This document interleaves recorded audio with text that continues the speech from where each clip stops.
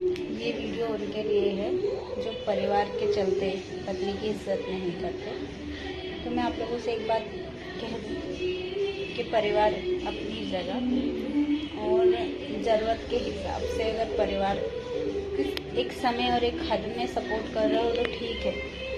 जब आपको पता है कि सरासर आप पैर ऐसे कीचड़ में रख रहे हो कि जिसको कभी नहीं संभलना, कभी नहीं सुधरना, कभी नहीं उभरना, तो ऐसा मत कीजिए। क्योंकि अगर आप ऐसा कर रहे हैं ना तो जिसके भी प्रति कर रहे हैं ना वो कभी नहीं सुधर सकता। क्यों? क्योंकि पिता की जिम्मेदारी तब तक होती है जब तक बेटा कमाने वाला नहीं होता, और पिता भी तब तक ही सपोर्ट करता है। अगर पिता भी ओवर टाइम मतलब एनी टाइम सपोर्ट करेगा, हर वक्त सपोर्ट करेगा, तो बच्चा अपनी खुद की वैल्यू नहीं समझ पाएगा। और अगर पिता को इस बीच कुछ होता है तो उस बच्चे का भगवान ही मालिक होता है। कोई माएँ क्या करती हैं, मैंने ऐसी ऐसी माएँ देखी हैं कि एक ही लड़का था और 7 लड़कियां थीं। उन 7 लड़कियों में वो लड़कियां झाड़ू पोछे का काम करती थी। लड़के को राजा बाबू बना रखा था। अब लड़कियां जो झाड़ू पोछे से पैसे लेके आती थी, वो कोई 100 दे रहा है, कोई 500 दे रहा है, कोई 1000 दे रहा है, तो लड़के को लल्ला बना लिया था। ठीक है, चलती रही लड़के की जिंदगी। फिर जब तक कि लड़कियों की शादी नहीं हुई, लड़की की शादी हो गई, अपनी अपनी सब अपने ससुराल में हो गई, अपने घर परिवार में हो गई। माँ मर गई। माँ के मरने के बाद में लड़के की जो कदर होती है ना, कुत्ते की तरह हो गई। उसकी औरत इधर उधर से मांग कर घर में खर्च चलाती है और बहुत मुश्किल से उन लोगों को गुजारा होता है। 50 जनों के हाथ जोड़ती है औरत, तब भी उसका सही कायदे से घर नहीं चल पाता।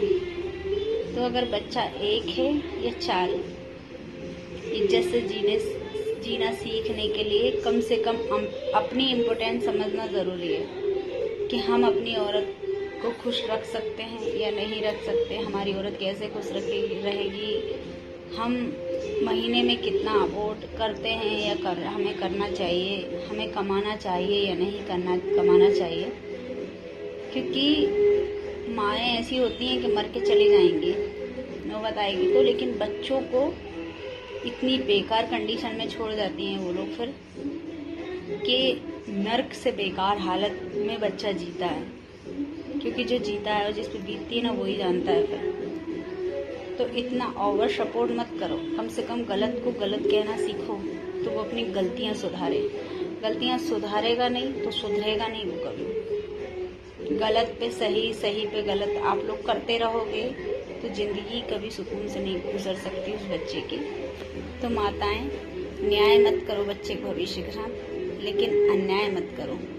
आप जैसी माताएं हमारे देश पर कलंक है, घर पर नहीं। क्योंकि अगर हमारा देश कुछ अचीव करता है ना तो किसी माँ की देन से ही करता है। जिस घर के संस्कार सही होते हैं, संस्कार हमेशा माँ से ही मिलते हैं, उस घर के बच्चे कभी अपोजिट नहीं होते। एकजुट रहना बेशक सही है, लेकिन हर बच्चे की काबिलियत उससे ज़्यादा मैटर करती है।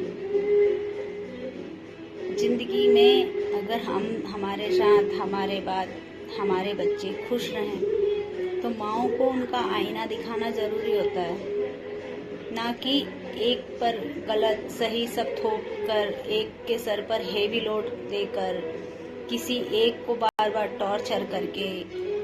पता है कई माताएं ऐसी होती हैं कि अगर एक निठल्ला हो ना घर में और बड़ा कमाता हो, उसका घर परिवार तोड़ देंगी, उसको अकेला पटक देंगी उस दूसरे बच्चे के भविष्य के लिए, उसका भविष्य खराब ना हो। जबकि ये गलत है। सही यहाँ होगा कि उस एक बच्चे को काबिल बनाना जरूरी है, जिससे दोनों का संसार सुकून से चल सके, ना कि उस एक का जीवन खराब करना। क्योंकि उसका एक का जीवन अगर खराब होगा ना तो बेचारे की कुत्ते बिल्ली की तरह वैल्यू होगी, ना तो वो समाज में इज्जत से जी पाएगा और ना घर में।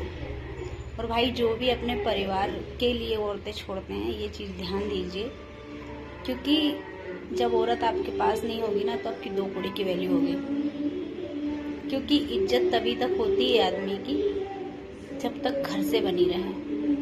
तो घर में औरत नहीं होती ना, उस आदमी की इज्जत घर में तो क्या, कोई बच्चा भी नहीं करता।